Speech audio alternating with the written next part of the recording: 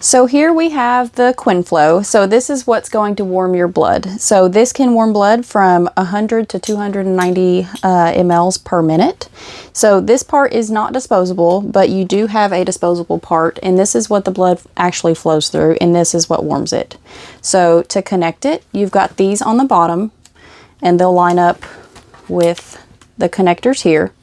So to make it easy, it says this side towards the front, and the front is going to have your display center here. To place it right on top, firmly press it in, and then it should be ready to go. On here you'll see the display. When it's flashing, that means it's getting ready and warming it up to the temperature that you would desire it at. When it is solid, that means it's ready to go and it's at the temperature it should be. It can heat it up to 96 degrees Fahrenheit. And that's the temperature we want that blood to be warmed to. If it is going a little too fast and it's not getting to the right temperature because your flow is going too fast, this little blue triangle here will light up. So that means you need to slow down your flow. If the red X is illuminated, that means that it is not the temperature that it needs to be. You need to reevaluate kind of what's going on. And if you do forget, we'll have these indicators to let you know what's going on. So again, the flashing means it's getting ready. The solid one is the temperature is reached. And this one means the flow rate has exceeded the battery capacity. So just reference that if you need to. You've got two ends here. This side is what the blood tubing is going to connect to. And this is where your patient's IV or IO is going to connect as well. So once this is secured on here, you'll grab your little stretchy thing here, give it some extra oomph, whoop, and secure it on. Make sure it's ready to go. On the back, you'll see kind of like a big belt that you're going to secure it to the patient so that it doesn't go anywhere. So either you can secure it onto their leg or onto their arm, but if you do have humeral IO access, it's probably easier to secure it onto their arm. Sometimes this little back piece may pop off, and that's okay. You just need to secure it back on. We will hopefully have a bolt for it eventually. But so to secure it, put it on, and it may be easier if this is not on first. Grab the patient's arm, and it'll loop through the back here. And you need to be kind of aggressive about it and give it a real hard pull to secure it. And make sure that it's on there securely and that it can't be moved. The patient may have a lot of liquid on them, blood, any other kind of secretions on them, so it may slide around, so get it super tight, and that way it is ready to go and secured.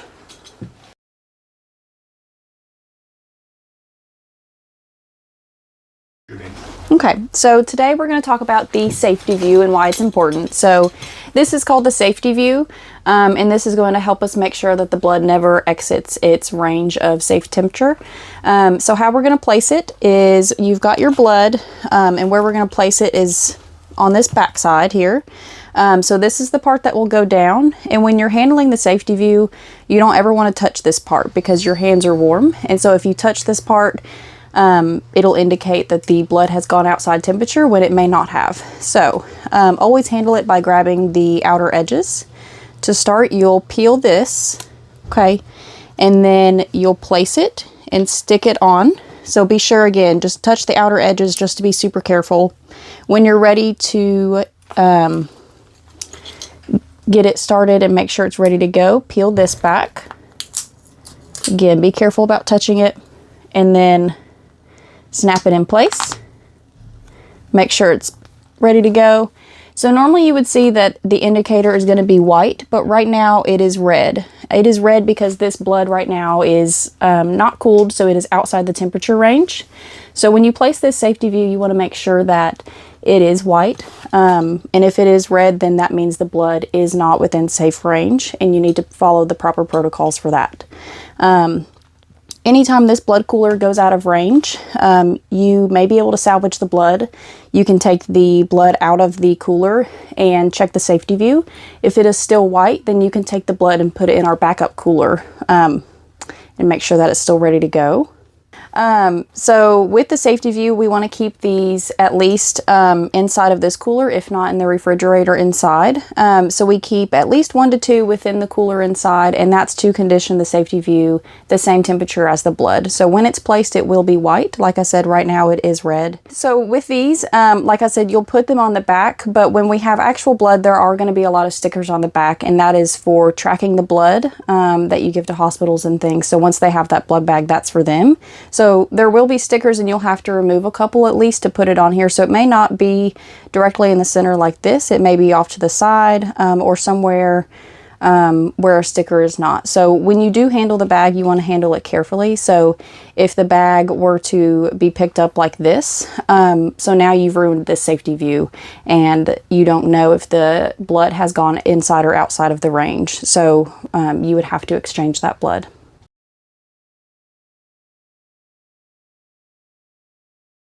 Okay, so now we are ready to give blood. So to start, you'll have all your supplies ready. So you'll need your blood tubing, you'll need normal saline, your blood cooler with blood in it.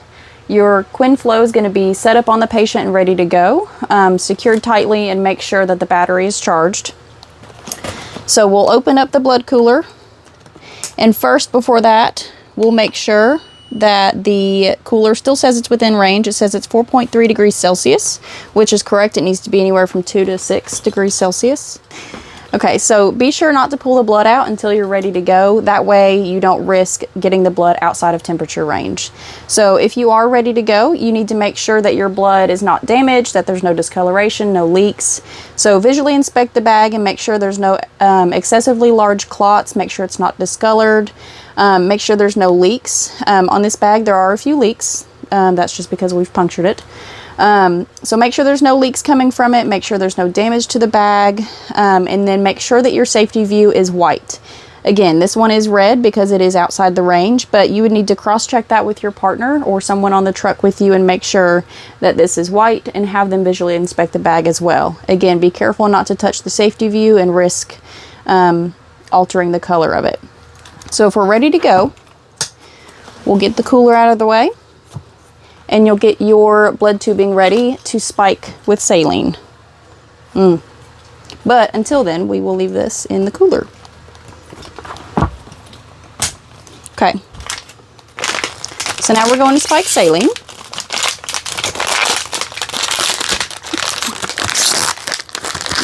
Well, there we go. Okay. So on your blood tubing, you've got 2 different ports. So the one with the air filter is going to be the one that spikes the blood, and this one is going to be for your saline. So to get that ready, pop it off. And spike your bag. Prior to this, you also want to make sure that all of these are clamped shut. Okay. And we're going to spike our bag.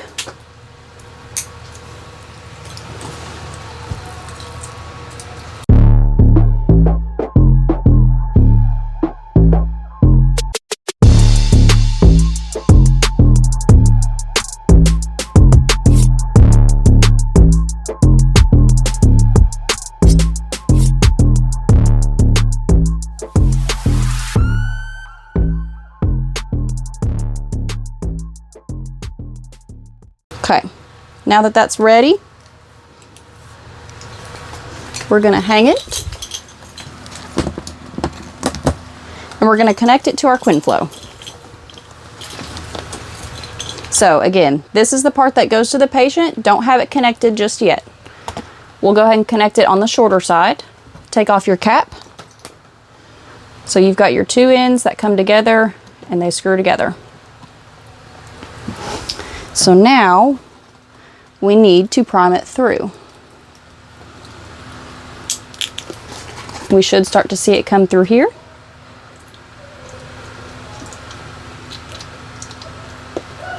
Good. Okay. And on the front here, we do see that the check mark is a solid green, and that means that it is to the correct temperature of about 95 degrees Fahrenheit. Okay, so now that your normal saline is spiked, we're going to go ahead and get our blood ready. So we've kept it in the cooler, we've kept it within temperature. Again, make sure that the safety view is white, there's no leaks, discoloration, or damage to the bag, no excessive clots. Secure that back and move it out of the way. So when you go to spike your blood bag, it is a little bit different than spiking your normal saline. So you've got these two tabs up here. This one, don't worry about this one, and don't worry about these. The only two you need to worry about are these. So to spike the bag, you've got this little flap that you'll pull back. So this one's not opened yet, so you would pull this back and it reveals this port. So be careful when spiking it because it is easy to puncture the bag and that will render it useless. So to spike it, we've got our lid off and we're going to go in straight. See how pointy it is and how easy it might be to puncture that bag. Go straight in.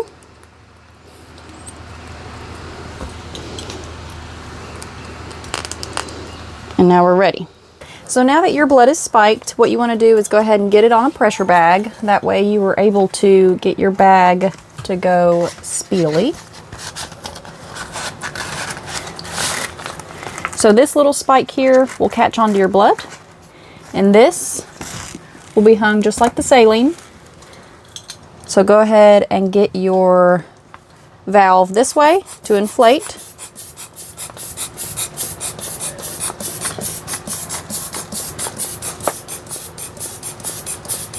Okay, we'll stop that there. Okay, so now that your blood is spiked and about ready to go, what you want to do is go ahead and connect this to your patient. That way your blood's not being wasted into the floor. Make sure it's secure. Everything is still ready to go. So now you are ready to open all of your chambers. Open this up all the way.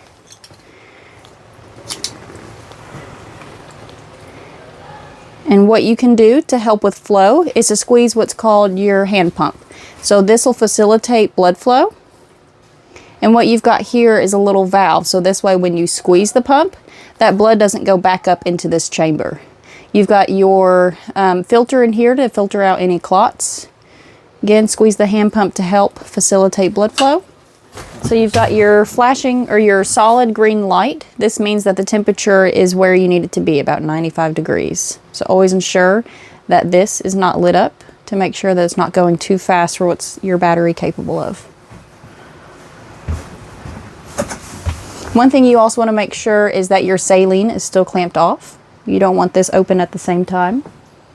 Okay, so once your blood is finished, you can open up your saline and let the rest of this blood run through. Make sure they get all of the necessary blood that they need and we don't have any waste. So once your blood is finished, you can place it into a biohazard bag and bring that into the hospital along with any paperwork necessary to fill out.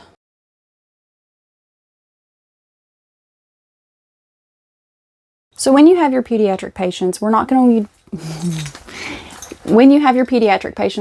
to be giving the whole volume that we would normally give adults. So if you notice on the blood bag, there's not going to be any kind of volume markings.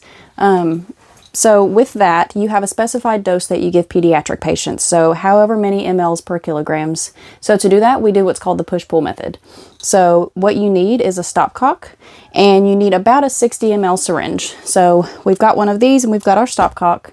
To set it up, we make sure everything's clamped off, nothing spills, nothing's wasted.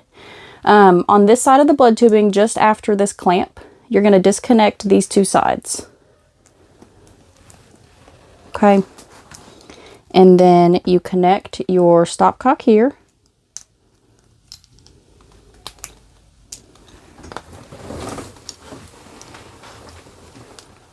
One side. And then reconnect this on the other side. And on this side, the very front, you connect your syringe. So how this works is whatever side this is pointing to means this is off. So if I have it pointed towards this side is off. And when I pull back, it's drawing from this side. Oh, gotta make sure things are unclamped first. There we go. So now we can pull back. Okay, so say we've met our dose that we want to give this patient. Clamp it off. That way this is off, and when we push, it goes towards this side. Open it up. and you're able to give that to your patient. And then again, say we didn't meet the right dose, draw up your amount, clamp it off, and push it through.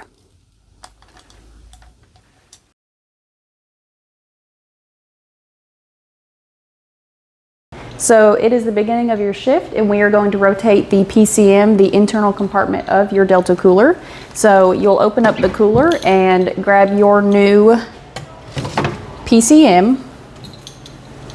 So if you have the temp watch mat, you'll place your PCM on that and make sure that these align with the temp watch mat so that it can monitor the temperature. If not, you can leave it sitting out for about 20 minutes or until it reaches about 2 degrees Celsius. At that point, once it's done, what you want to do is dry it off, get any moisture, any ice accumulation that may have happened. Make sure it's dry. That's ready to go. You want to shake it and make sure you don't hear any water. You'll open up your Delta cooler, pull out your old PCM, place it to the side, place your new cooler in, or your new PCM inside, and you will remove the blood and the 2 safety views, place it inside your new PCM. Make sure this is completely shut on all sides. Latch it back and check the temperature. So we can see that it is 4.3 degrees Celsius. That is within the range of 2 to 6 degrees Celsius. At the top, you can see it's got 38 hours until it goes outside of its temperature range. On the right side, you can see that its battery life is still in good range. So also you can hit the radio button here, and this is going to allow you to either turn the Bluetooth and cellular off, Bluetooth on, or just cellular on, and one more click will bring it back to all of them being off. If the latch is not completely shut, it will alarm. If it is left open for longer than a minute, it will also alarm, and it will also alarm if it is outside the range. If for some reason you do need to silence the alarm, all you need to do is click the on button and it'll silence it. The battery will stay charged up to 4 days with the external battery source. If not, it has about a 13-hour charge. So I recommend always leaving this connected as long as this is charged. So how this happens is it just hooks in at the bottom. And to check the battery source and see how much charge this has, press the on button. And you can see that there is no charge in this, so we do need to charge it, but it would normally say whatever percentage is left, and you can see and make sure that it is charging your Delta cooler. So when it comes time to do your blood log as well and make sure that your blood is within range, you'll get out your blood and you'll make sure that there's no discoloration, no leaks in the bags, no damage. You'll make sure that your safety view is white, and you can scan this QR code and fill out the form for your daily check of the blood. So you'll do your daily check every 12 hours. So at the beginning of your shift and in the middle of your shift, you'll do your daily blood log. So you'll scan this QR code, check your blood, and you'll also want to maintain a log of what the freezer temperature is.